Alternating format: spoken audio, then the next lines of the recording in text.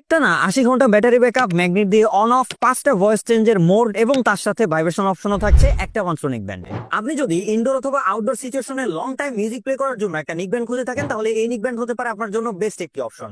কারণ এই নিকব্যান্ডটি একবার চার্জ করলে কিন্তু চার্জিং ব্যাকআপ দিবে 80 ঘন্টার কাছাকাছি। নিকব্যান্ড গুলোতে রয়েছে ম্যাগনেটিক অন অফ সিস্টেম, মানে আপনি যখনই এয়ার সেল দুটোকে ডিটাচ করবেন এটা কিন্তু অটোমেটিকলি অন হয়ে যাবে, আবার এটাকে অ্যাডজাস্ট করলেই কিন্তু সাথে সাথে এটা অফ হয়ে যাবে। তার সাথে এর এয়ারসেল গুলো কিন্তু টোটালি মেটাল বিল্ডের, যেটা কিন্তু খুবই প্রিমিয়াম। এবং তার সাথে এয়ারসেলের যেই কেবলগুলো রয়েছে সেগুলো কিন্তু এখানে নর্মাল রাবারের কেবলের বদলে বিডেড কেবল ব্যবহার করা হয়েছে, যার জন্য কিন্তু এর প্রিমিয়ামনেস এবং ডিউরেবিলিটি দুটোই অনেক বেড়ে গেছে। তার সাথে আরেকটা মজার ব্যাপার হচ্ছে এই নিকব্যান্ড গুলোতে কিন্তু ভাইব্রেশন মোটর ব্যবহার করা হয়েছে। যখনই আপনি এটাকে অন বা অফ করবেন তখনই কিন্তু এটা ভাইব্রেট করবে।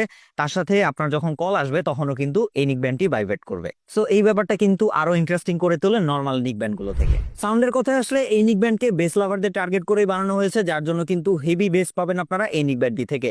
যারা বেস লাভার রয়েছেন তাদের এক শোনায় কিন্তু পছন্দ হয়ে যাবে এর মিউজিক কোয়ালিটি। তার সাথে যথেষ্ট লাউড এবং ক্লিয়ার সাউন্ড পাবেন এই নিকব্যান্ড থেকে। তার সাথে এই নিকব্যান্ডে 5টা ভয়েস চেঞ্জ মোড ব্যবহার করা হয়েছে।